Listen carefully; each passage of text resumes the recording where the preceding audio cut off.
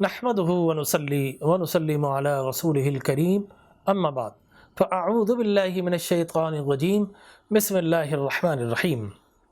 محترم مکرم ناظرین کرام، السلام علیکم ورحمۃ اللہ وبرکاتہ۔ ماہ رمضان اور روزے کی اتنی برکات ہیں، اتنی عظمتیں ہیں، اتنی فضیلتیں ہیں، اتنا انعام و اکرام ہے، اور اتنی رحمتیں، بخششیں، مغفرتیں اور قرب الہی کی سیڑھیاں اتنی جلدی انسان چڑھتا ہے کہ یقین جانیے کہ یہ مہینہ اللہ نے انسان کو اپنے سے قریب کرنے کے لیے دیا ہے۔ اور یہی وجہ ہے کہ انسان روزہ کیوں رکھتا ہے۔ اس کا فلسفہ یہ ہے کہ اللہ تبارک و تعالیٰ کھانے سے پاک ہے، اللہ پینے سے پاک ہے، اللہ حقوق ازواج سے پاک ہے۔ تو بندہ یہ کہتا ہے کہ رب میں تجھ سے محبت کرتا ہوں، تو جواب آتا ہے کہ پھر میری صفات سے قریب ہو جا۔ میں کھاتا نہیں تو بھی کھانا چھوڑ دے، میں پیتا نہیں تو بھی پینا چھوڑ دے، میں حقوق ازواج سے پاک ہوں۔ ایک مخصوص وقت اور ایک مخصوص دورانیے پر تجھے بھی حقوق ازواج سے دور رہنا، حلال چیزیں بھی وقتی طور پر اپنے اوپر تو بند کر لے اور پھر اللہ کی صفات سے قریب ہو جا۔ تو یقینی طور پر انسان اللہ کی خاطر بھوکا رہتا ہے، پیاسا رہتا ہے اور حقوق ازواج سے دور رہتا ہے۔ کیا اللہ تبارک و تعالی فقط کھاتا اور پیتا نہیں ہے؟ نہیں صاحب، اللہ کھانے سے پاک ہے، پینے سے پاک ہے، حقوق ازواج سے پاک ہے۔ لم یلد ولم یولد ہے، نہ وہ کسی کا اولاد، نہ اس کے کوئی اولاد، ولم یلد ولم یولد۔ لیکن سوال یہ پیدا ہوتا ہے کہ کیا اللہ تبارک و تعالیٰ کی اس سے بھی آگے شانیں ہیں؟ بے شک شانیں ہیں۔ اللہ تبارک و تعالیٰ کسی پر ظلم نہیں کرتا، اللہ تبارک و تعالیٰ جھوٹ سے پاک ہے، اللہ کسی کو پر تہمت لگانے سے پاک ہے، اللہ تبارک و تعالیٰ غیبت سے پاک ہے، اللہ تبارک و تعالیٰ الزام لگانے سے پاک ہے، اللہ تبارک و تعالیٰ کسی بھی گناہوں سے پاک ہے، اللہ تبارک و تعالیٰ سبحان ہے۔ سبحان کا مطلب ہر عیوب و نقص سے جو پاک ہو اور پاکی کے اعلیٰ معیار پر اسے سبحان کہا جاتا ہے۔ لہٰذا ہم رب کی خاطر فقط کھانا اور پینا چھوڑ دیں اور سمجھے اللہ راضی ہو جائے گا؟ نہیں صاحب، ایسا نہیں ہے۔ حضور نے فرمایا الصوم جنہ، یہ جو روزہ ہے نا تمہاری ڈھال ہے۔ ڈھال کیا کرتی ہے؟ حملے کو روکتی ہے۔ فرمایا یہ ڈھال ہے، اس میں شگاف نہ ڈالنا۔ روزہ ڈھال ہے، اس میں کوئی سوراخ نہ کرنے دینا، کوئی اوریفس اس کے اندر کوئی کسی قسم کا رپچر نہ ہونے دینا۔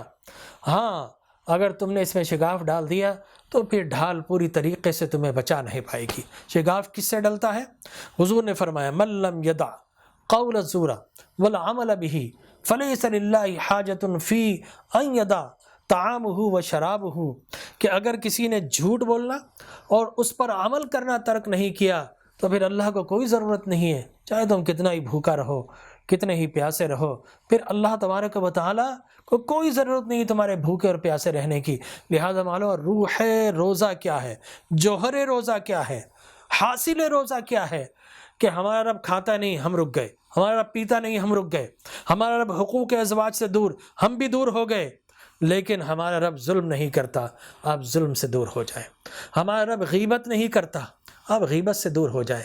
ہمارا رب جلال والا ہے، لیکن اس کا جلال دشمنوں پر ہے۔ ہمارا عالم تو کیا ہے کہ ہم صاحب چلتے پھرتے گاڑی تھوڑی سی ہارن بجا دی، روزے کی حالت میں افطار کے بعد ایسی گاڑیاں دوڑاتے ہیں، بس روزے سے پہلے گھر پہنچ جائیں، چاہے بیچ میں کسی کو کچل دیا جائے، چاہے آپ اور اسپیڈنگ کریں۔ نہیں صاحب، یہ اللہ تبارک و تعالیٰ کو پسند نہیں ہے۔ روزہ صبر سکھاتا ہے، پیشنیٹ کرتا ہے، آپ کو پیشن دیتا ہے، تو آپ کو پیشنیٹ بننا چاہیے۔ روزہ ہمارا رب کیا کرتا ہے؟ ہمارا رب کسی پر الزام نہیں لگاتا۔ لہٰذا ہمارا عالم تو یہ ہے کہ ادھر ادھر کی سنی الزام لگا دیا۔ ابرپٹ ہے، ہم بہت زیادہ اس معاملے میں سبقت لے جاتے ہیں، الزام لگانے میں تحقیق نہیں کرتے، سوچ و بچار نہیں کرتے، بس ہر کسی پہ الزام۔ تو رب الزام نہیں لگاتا، آپ بھی کسی پر الزام نہ لگائیں۔ رب جھوٹ نہیں بولتا، آپ بھی جھوٹ بولنا ترک کیجئے۔ اللہ تبارک و تعالی اللہ وہ لب نہیں کرتا۔ آپ بھی ہر قسم کی برائی سے دور ہو جائیں، تب آپ کو روح روزہ حاصل ہوگی۔ ہم یہ کہیں کہ رب کھاتا نہیں پیتا نہیں تو ہم نے بھی کھانا پینا چھوڑ دیا، نو سر، یہ بہت کم ہے، آگے اس سے جانا ہے۔ اس لیے آقا کریم علیہ الصلاۃ والتسلیم نے فرمایا کہ جب تم میں سے کوئی روزہ رکھے، اذا صمت فلیصم سمعک وبصرک ولسانک کہ عن الکذب والمحارم، حضور نے فرمایا تم میں سے جب کوئی روزہ رکھے تو پھر اسے اپنی آنکھوں کا بھی روزہ رکھنا چاہیے، اسے اپنی سماعتوں کا، کانوں کا بھی روزہ رکھنا چاہیے، اپنی زبان کا بھی روزہ رکھنا چاہیے۔ کیا مطلب؟ فقط یہ نہیں کہ منہ کو بند کر لیا، کچھ کھائیں گے نہیں، کوئی انہیل نہیں کریں گے صاحب، کوئی چبائیں گے نہیں، نو نو نو، زبان سے منہ کا روزہ، اس کا مطلب یہ زبان کا روزہ۔ یہ جو زبان ہے نا، یہ بظاہر تو بون لیس ہے، اس میں کوئی سختی نہیں، لیکن اس سے الفاظ بڑے سخت نکلتے ہیں۔ لہذا فرمایا کہ یہ زبان جو ہے نا، اس سے کوئی دل سے بھی اتر جاتا ہے اور دل میں بھی اتر جاتا ہے۔ لہذا زبان کو ایسا کیجئے دل سے نہ اتارے، دل میں اتارے۔ اور یہ زبان ہو نا، یہ جس طرح سوئی کی جو ٹک ٹک ہے نا، سوئی کی نوب، گھڑی کی نوب آپ کو اوقات بتاتی ہے، اسی طرح جب یہ زبان چلتے تو انسان کی اوقات پتہ چلتی ہے۔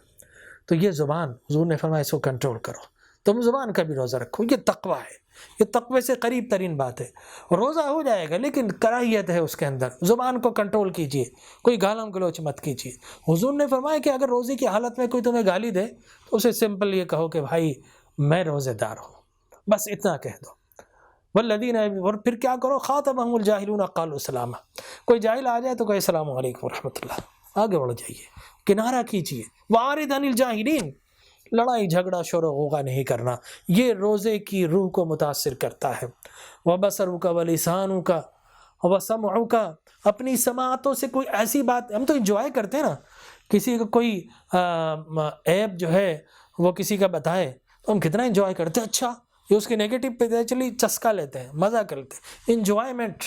یہ کسی کا کوئی عیب ہمیں پتہ، نو سر، روزے میں اس کو چھوڑ دیجئے، یہ پریکٹس آگے بھی کام آئے گی، ٹھیک ہے نا۔ کوئی غلط بات نہ سنیں گے، نہ بولیں گے، نہ دیکھیں گے، کس لیے؟ اللہ کے لیے۔